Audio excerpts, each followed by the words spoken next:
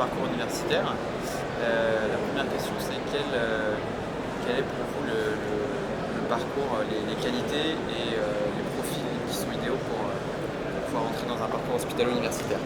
Alors, je ne sais pas si c'est des qualités, mais ce qu'il faut pour la carrière universitaire, il faut bien garder à l'esprit qu'il faut, il y a 4 valences qui sont importantes. Il y a toute une dimension clinique, bien sûr, parce qu'on va d'abord être nommé universitaire en chirurgie cardio-thoracique et vasculaire. Donc, il faut bien sûr d'abord savoir opérer. Il ne faut pas mettre la clinique de côté. Donc ça, je pense que c'est d'abord très important.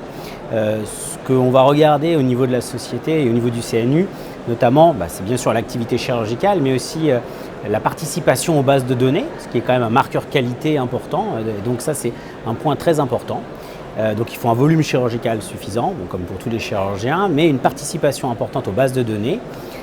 Il y a une valence recherche, ça c'est celle à laquelle tout le monde pense quand on veut faire de l'universitaire. Donc ça veut dire faire des publications, ça veut dire une formation, on va peut-être revenir juste après dessus, une thèse de sciences, une habilitation à diriger la recherche, après un master, et puis des publications qui soient des publications pour lesquelles il faut privilégier, à mon avis, la qualité à la quantité. Il ne faut pas vouloir faire du papier pour faire du papier.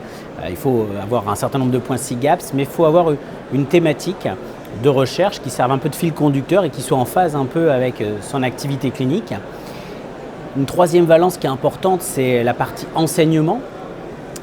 Ça fait partie du métier, c'est le titre en théorie, on va être professeur ou maître de conférence. Donc il faut participer à l'activité d'enseignement, bien sûr auprès des internes au bloc opératoire, mais auprès du collège pour notre spécialité, également à la fac. Donc la partie investissement dans la pédagogie, c'est important. Il y a des DU pour ça, il y a les enseignements auxquels on peut participer, notamment au sein de la société et dans les collèges. Puis il y a une quatrième dimension qui parfois est un peu sous-estimée mais qui est essentielle, c'est une dimension management, engagement dans la vie de la société, dans les instances universitaires ou de l'hôpital, etc.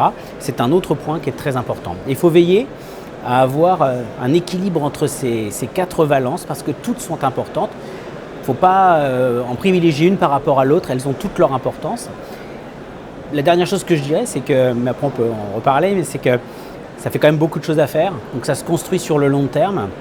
Donc c'est une course de fond, donc il faut prendre son temps, il faut cocher les cases les unes après les autres, et ça nécessite beaucoup de travail, de persévérance, et voilà. Il faut donc prendre avant tout, je pense, un peu de plaisir à faire ça, que ce soit pour l'enseignement ou pour la recherche, parce que si on fait ça juste pour obtenir un jour un titre ou un poste, je pense que ça peut créer des déceptions et c'est plus douloureux.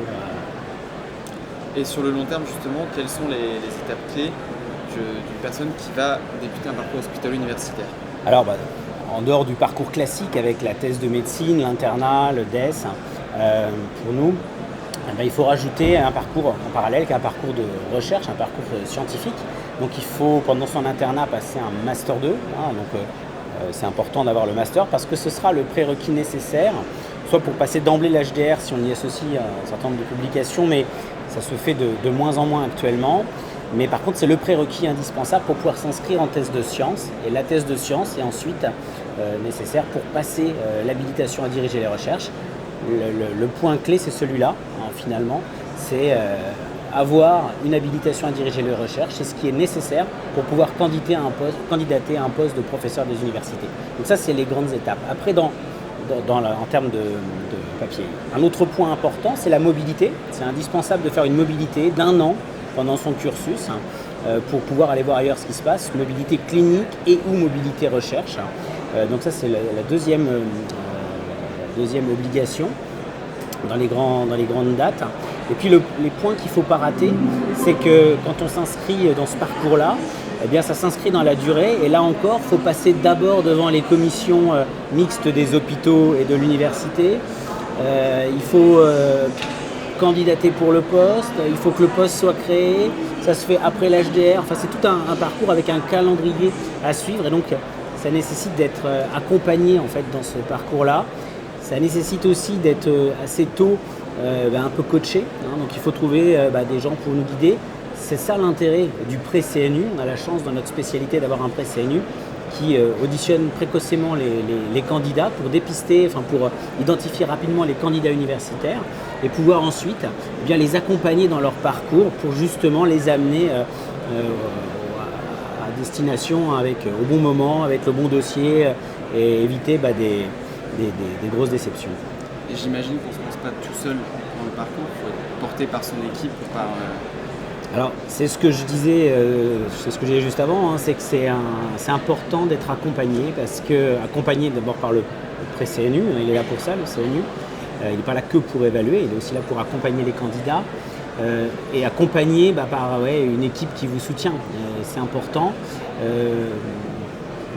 Il est classique de dire que c'est à un moment donné la rencontre entre un candidat, des circonstances, un poste. Il faut qu'à un moment donné, ça paraisse comme une évidence qu'il faut nommer ce candidat. Soit on peut se faire nommer localement parce qu'il y a le poste pour, soit si ce n'est pas le cas, il faut être prêt et qu'on veut vraiment avoir une carrière hospitalo-universitaire, il faut être prêt à bouger et il y a des endroits où on cherche des hospitalo-universitaires dans notre spécialité. Donc voilà, donc c'est en effet à un moment donné, il faut qu'il y ait le poste et le candidat pour pouvoir occuper ce poste. Et pour terminer, quels sont vos conseils un petit peu plus personnels, très très personnels, vos tips pour les gens qui sont intéressés sur le parcours hospitalo-universitaire? Alors il y aurait beaucoup de choses à dire, mais la première chose c'est que si c'est vraiment, il faut prendre du plaisir à le faire. Il faut prendre du plaisir à faire de la recherche. Alors je dis du plaisir, hein, c'est toujours... aller au labo, c'est pas toujours le plus rigolo d'aller opérer des rats quand on est chirurgien, mais il faut prendre du plaisir à faire de la recherche, à faire des publications, il faut prendre du plaisir à faire de l'enseignement, il faut faire du plaisir à s'impliquer, prendre du plaisir à s'impliquer dans la vie de la société et dans le management, et du plaisir à faire de la chirurgie bien sûr. Donc tout ça c'est important. À un moment donné de la carrière, on pourra privilégier telle ou telle partie de cette activité, et c'est important qu'on prenne du plaisir à le faire parce que c'est un parcours qui va être long et donc si ça se fait sans plaisir, c'est plus douloureux. Donc ça c'est je dirais la première chose. La deuxième chose c'est que il ne faut pas se décourager. Il ne faut pas se décourager parce que oui c'est long, oui par moment on a l'impression que la route elle est vraiment très très longue. Il faut faire une étape après l'autre, prendre son temps et aller au bout des choses. Je pense qu'il n'y a rien de pire que de commencer quelque chose et de ne pas le finir. Commencer un article et pas le finir, Antoine par exemple. Quand on a fait 90% du travail, il reste une petite partie à faire pour finaliser tout, mais il faut le faire. Et cet effort à la fin, toi qui fais de la course à pied, c'est pareil, il faut aller jusqu'au bout. La fin c'est peut-être le plus douloureux, mais il faut y aller, sinon on aura fait tout ça pour rien. Et donc c'est vrai quand on fait une thèse, pour les internes par exemple, sa thèse il faut la transformer en papier derrière, il faut en faire un article. Comme ça on a été au bout du travail. Et je crois que c'est valable pour toutes ces choses-là. C'est important d'aller au bout de ce qu'on entreprend. Et il ne faut pas se décourager. Donc il faut se faire aider. Quand on est un petit peu en difficulté, il ne faut pas hésiter à aller voir on appelle c'est des gros mots, mais des mentors ou des gens qui peuvent vous aider, ou aller voir des universitaires qui peuvent vous donner des conseils, vous coacher. Le CNU est là pour ça, mais ça peut être n'importe quel autre universitaire, pour partager les conseils, pour avancer dans la carrière. Et encore une fois, se faire accompagner et se faire aider. Parce qu'il y a des tas de petits, tu parles de tips and tricks, il y a des petites choses qu'il faut savoir, c'est que les universités, bien sûr, elles regardent les points SIGAPS, mais pas que. Ils vont regarder aussi si les papiers, c'est des papiers qui ont été encadrés, si c'est des papiers fondamentaux, si c'est des séries.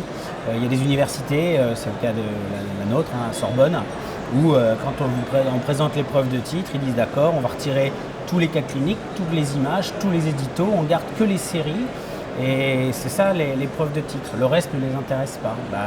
L'épreuve de titre, elles font rapidement, quoi. Et après, pour l'HDR, il y a des universités qui sont très exigeantes sur la recherche fondamentale.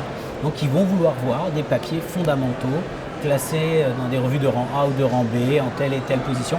Donc tout ça, ça s'anticipe. Et donc il faut se renseigner très tôt, se faire un peu accompagner pour ne pas rater ce genre de choses. Merci beaucoup pour toutes les réponses. Merci, et moi je reste à votre disposition si vous avez d'autres questions et pour échanger avec ceux qui auraient des questions sur le sujet. Merci.